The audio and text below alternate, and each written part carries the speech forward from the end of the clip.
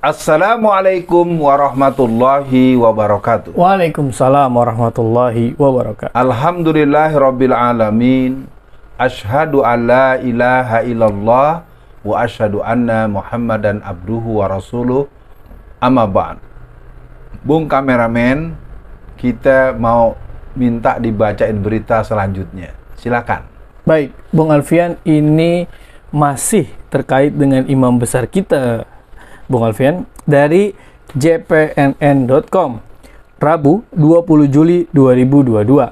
Judulnya, Habib Rizik bebas, Sahroni mengajak perangi kebohongan dengan cara ini. Waduh. Wakil Ketua Komisi 3, Ahmad Sahroni, berharap HRS bisa lebih bijaksana setelah mendapat pembebasan bersyarat pada Rabu bulan Juli.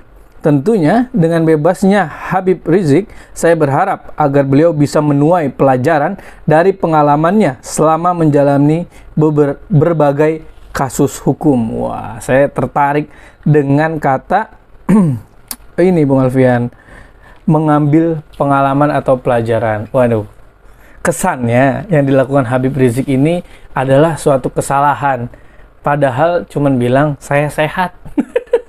Bagaimana respon awal Bung Alfian sampai anggota DPR pun nelen mentah-mentah berita dari TV, Bung Alfian? Bismillahirrahmanirrahim. Beliau adalah Wakil Ketua Komisi 3 DPR RI periode 2019-2024. Ada amanat dari para ulama, dari para tokoh-tokoh, dan para orang-orang yang peduli tentang konstelasi negara ini. Maka orang-orang yang berperan di 1-2 periode ini harus diingat dan dihafal. Kalau yang bisa memberikan nilai edukasi, kebaikan, perbaikan, layak untuk kita pertimbangkan. Dan kalau sebaliknya, tolong dipertimbangkan juga. Nah, pemirsa, pernyataan dari yang bersangkutan berhubungan dengan urusan agar belajar dari berbagai peristiwa itu, kalimat itu menurut saya merendahkan. Betul.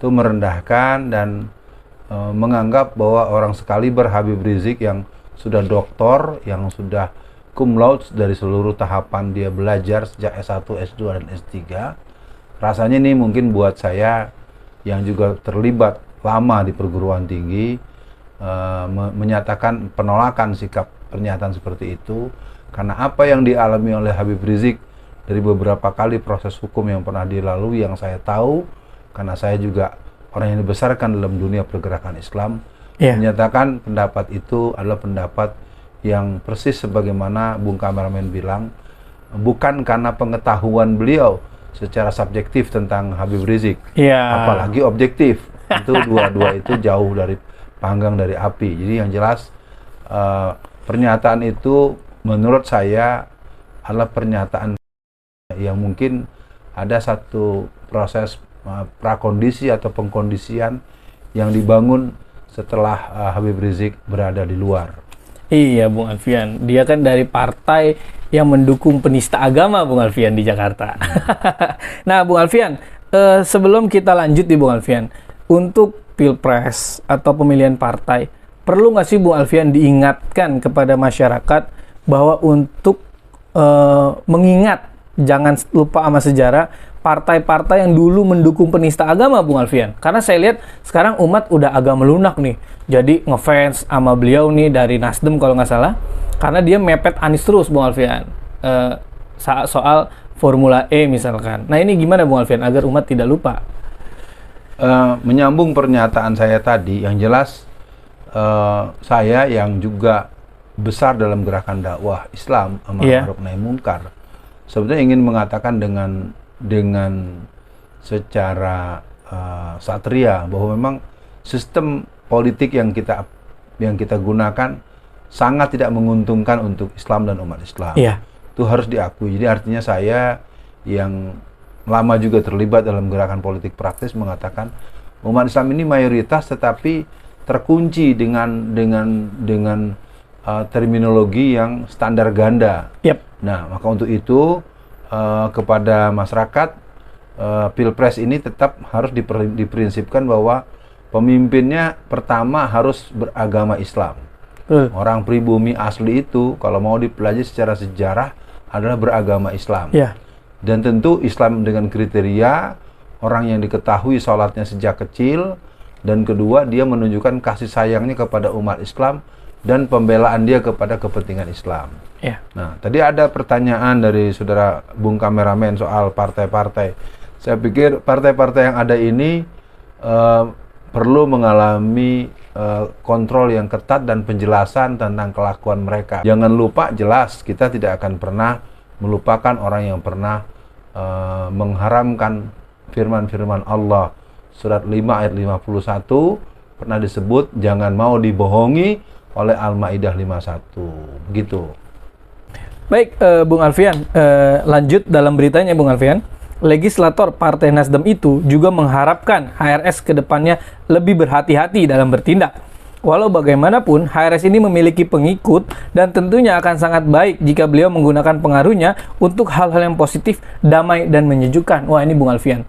Kalimat ini saya lihat seolah-olah baik, mengakui Habib Rizik pengikutnya banyak, tapi secara tidak langsung menganggap selama ini yang dilakukan Habib Rizik tidak positif, tidak damai, dan tidak menyejukkan, Bung Alfian. Apakah kita harus sejuk dengan penjajah, Bung Alfian?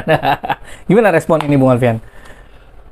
Pemirsa sekalian, Bung Kameramen mungkin sekali waktu perlu ganti posisi. Saya jadi Bung Kameramen dan Bung Kameramen jadi narasumber. Kelihatannya rusuh kayaknya, Bung Alfian. Karena Alfian. memang netizen ini saya baca, pertama satu mereka gandrung dengan tawanya, kedua penasaran dengan wajahnya, tapi yang paling penting mungkin statement-statement yang barusan disampaikan perlu jadi perhatian. Disebut ini adalah mantik picisan ya. Logika-logika kelas preman. Jadi lo baik sama gue ya, tapi pisaunya sambil ditusukin gitu. Innalillahi. Ya itu sebenarnya ini menunjukkan premanisme atau apa namanya, orang-orang yang sebetulnya kalau menurut saya dia tidak mampu melihat bahwa apa yang disebut dengan berhati-hati. Emang ente polisi lihat orang jalan nyasar atau nyeruduk traffic lights gitu kan? Jadi yang jelas buat pemirsa, kalimat-kalimat eufemisme, kalimat-kalimat penghalusan itu sebetulnya bentuk penindasan dan peredaman terhadap sebuah kezaliman, kecurangan. Karena suka ataupun tidak, anggota legislatif kita di tingkat pusat itu hanya ada dua komunitas utama, yaitu artis dan pengusaha.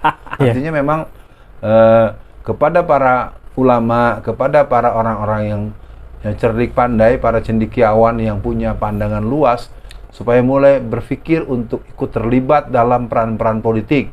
Dan kalau untuk itu diperlukan pembiayaan, maka lakukan pembicaraan dengan pihak-pihak yang memahami dan memiliki kesadaran kolektif yang sama. Saya pikir statement berikutnya tadi kan dibilang apalah istilahnya, kemudian sekarang berhati-hatilah. Iya, positif, damai, menyejukkan. Jadi kalimat-kalimat itu sebenarnya kalimat-kalimat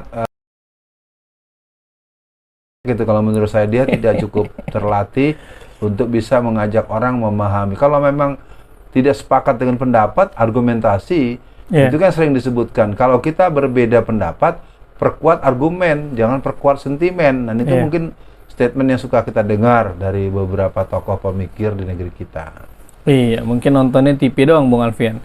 Nah, Bung Alfian, lanjut dalam berita dan mungkin untuk masuk dalam sesi akhir sesi dibaca berita kali ini, Bung Alfian. Dia pun menyoroti pernyataan Habib Rizik yang menyebut Indonesia sedang darurat kebohongan. Nah, darurat kebohongan hingga korupsi. Terkait hal itu, pria berjuluk Crazy Rich Tanjung Priuk tersebut justru mengajak ex-imam besar Front Pembela Islam itu untuk bersama-sama membenahinya. Memang masih banyak terjadi ketidakadilan dan yang darurat-darurat di negeri ini. Makanya mari bersama-sama berjuang untuk menghilangkan hal tersebut. Walakin akan tetapi pimpinan Komisi Bidang Hukum DPR itu berharap perjuangan melawan kebohongan hingga korupsi itu dilakukan dengan cara yang baik. Jangan sampai bermaksud ingin melawan tetapi justru dengan cara-cara yang memecah belah bangsa. Innalillahi. Ini nih Bung Alfian.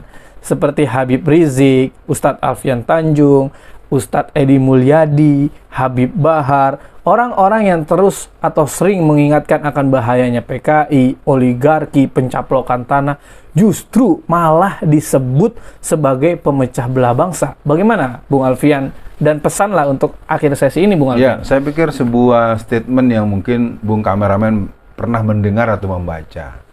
Istilah pemecah belah bangsa itu kan juga pernah dialamatkan kepada Rasulullah. Allah. Ya kan, ketika Rasulullah mulai mendapatkan firman-firman Allah, fisik materi uang yang dimiliki seseorang itu belum tentu sama dengan yang ada di batok kepalanya. Ya. Banyak uang belum tentu banyak ilmu, itu harus diperhatikan, dan belum juga banyak hikmah. Ya. Nah, kembali kepada istilah pemecah belah bangsa, ini pun sebuah ucapan yang sangat tidak relevan untuk Habib Rizik. Ya. Habib Rizik jelas pemersatu umat dalam skala yang substantif di internal umat Islam dan pemersatu bangsa. Iya. Dan kita tahu betul bagaimana kelompok-kelompok Kristen berbondong-bondong ke rumah beliau, bagaimana Jaya Suprana pun memberikan rekor muri kepada beliau dengan statement sebagai seorang pemimpin yang dicintai oleh masyarakat.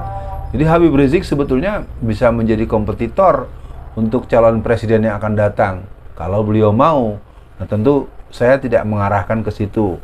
Nah, kembali kepada statement pemecah belah bangsa, ini merupakan sebuah salah alamat. Demikian pembacaan atau dibacain berita kali ini. Kita akan berjalan terus mengibarkan panji-panji patriotik menjaga keutuhan NKRI bersama Habib Rizik, bersama ulama-ulama, bersama cerdik pandai, dan bersama para generasi The New Mind yang akan bergabung dalam barisan Indonesia baru tanpa oligarki. Assalamualaikum warahmatullahi wabarakatuh. Waalaikumsalam warahmatullahi wabarakatuh.